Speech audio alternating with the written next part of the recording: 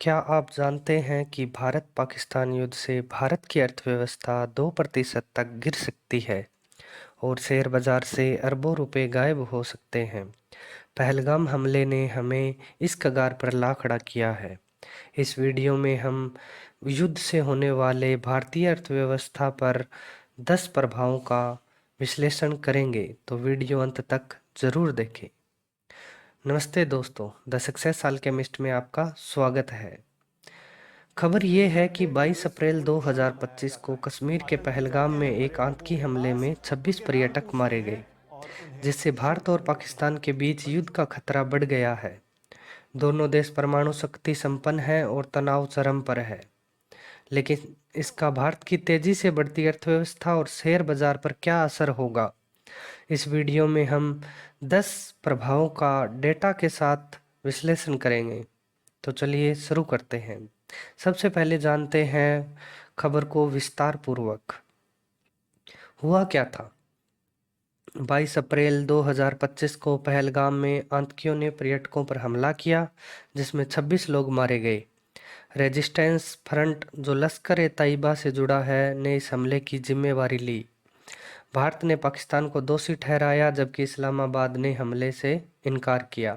इसके बाद भारत ने जल साझा संधि सिंधु जल समझौता को रद्द किया, राजनयिकों को बाहर निकाला और सीमा बंद कर दी।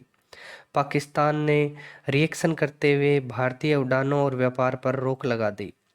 विशेषज्ञ चेतावनी दे रहे हैं कि यह युद्ध में बदल सकता है। कश्मीर दशकों से विवाद का केंद्र रहा है, लेकिन आज भारत की 3.9 ट्रिलियन डॉलर की अर्थव्यवस्था वैश्विक स्तर पर जुड़ी है, जिससे जोखिम और भी बढ़ा है, क्योंकि विश्व एक गांव की तरह हो गया है। अगर एक जगह कुछ होगा तो दूसरी जगह उसका प्रभाव पड़े ही पड़ेगा। एक मिनट के लिए सोचिए, कश्मीर में एक चिंगारी आपके निवेश, नौकरी और किराने के बिल को प्रभावित कर सकती है ना डरावना? तो चलिए शुरू करते हैं। आर्थिक प्रभाव। आर्थिक प्रभाव देखें तो प्रभाव नंबर 1 है जीडीपी पर झटका। भारत की अर्थव्यवस्था 2025 में 6.8% की दर से बढ़ रही है, लेकिन युद्ध इसे 4 से 5% तक ला सकता है, यानी करीब 100 से 200 बिलियन डॉलर का नुकसान, जो भारत के 5 ट्रिलियन डॉलर के लक्ष्य को पीछे धकेल देगा। 1999 के कारगिल युद्ध में विकास दर थोड़ी गिरी थी, लेकिन आज वैश्विक अर्थव्यवस्था ज़्यादा नाजुक है। प्रभाव नंबर 2, मुद्रास्फीति में उछाल। भारत 35% तेल आयात करता है। युद्ध से कच्चे तेल की कीमतें $100 पर बैरल तक जा सकती है, जिससे मुद्रास्फीति 5% से 8% हो जाएगी। आपका पेट्रोल, खाना और ट्रांसपोर्ट खर्च आसमान छुएगा। प्रभाव नंबर 3, व्यापार में रुकावट। भारत पाकिस्तान व्यापार छोटा है, लेकिन मध्य एशिया के रास्ते बंद होंगे, जिससे निर्यातकों को नुकसान होगा। इलेक्ट्रॉनिक्स और फार्मा की सप्लाई चेन रुक सकती है। अब आप कल्पना करें, आप एक छोटे व्यवसायी हैं। अचानक आपके कच्चे माल की कीमत 20% तक बढ़ जाती है और निर्यात ऑर्डर रद्द हो जाते हैं। है ना डरावना? यही हकीकत होगी लाखों लोगों के लिए। शेयर बाजार में उथल पुथल। अब बात शेयर बाजार की।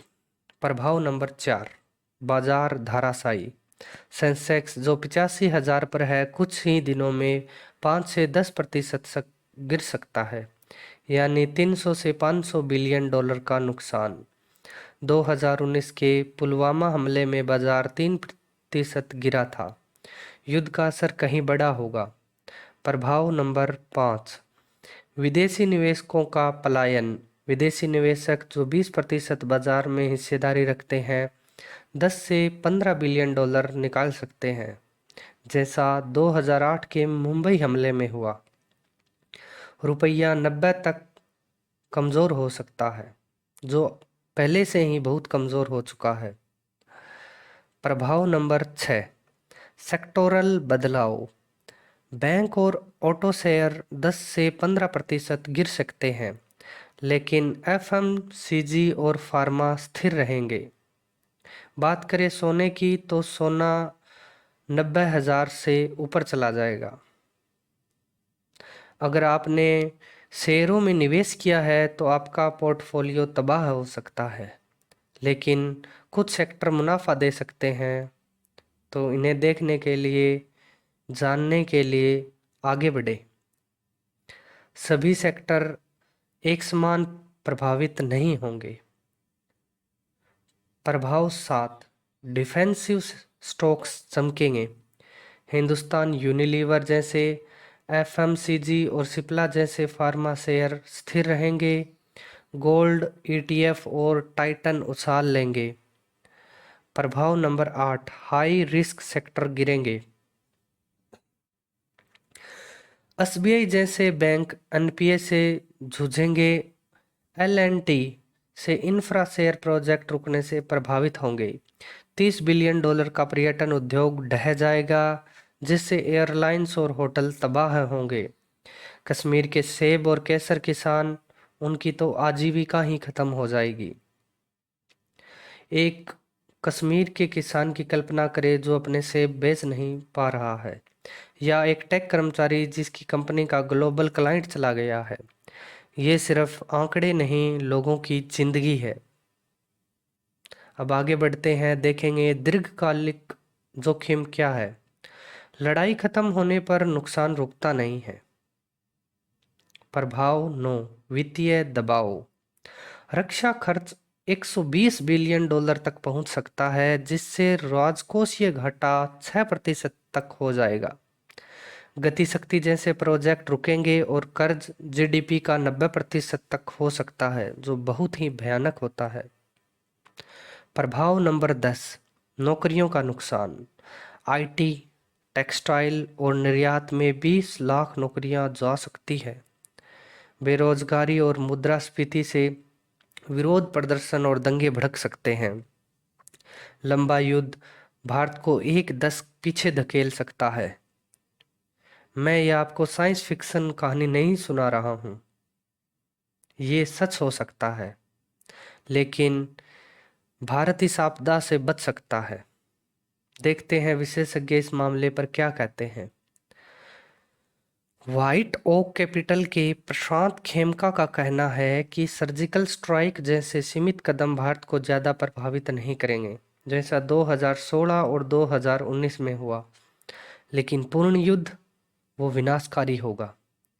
ट्विटर यानी एक्स पर कुछ लोग 20 साल के नुकसान की चेतावनी दे रहे हैं, जिसमें फॉरेन डायरेक्ट इन्वेस्टमेंट और नौकरियां खत्म हो जाएगी। दूसरी ओर अमेरिका और चीन जैसे देश परमाणु जोखिम के चलते तनाव कम करने की कोशिश कर सकते हैं। भारत की 60% घरेलू खपत एक ढाल है, लेकिन लंबे युद्ध को झेलने के लिए काफ़ी नहीं है। इसका समाधान है कूटनीति और संयम से काम लेना। कल्पना करें भारत एक जहाज की तरह है जो $5 ट्रिलियन की पटरी पर आगे बढ़ रहा है। युद्ध एक तूफान है जो इसे डुबो सकता है या सिर्फ धीमा कर सकता है। फैसला हमारे नेताओं के हाथ में है। देखते हैं क्या होगा। धन्यवाद। मिलते हैं अगले वीडियो में। तब तक के लिए नमस्ते।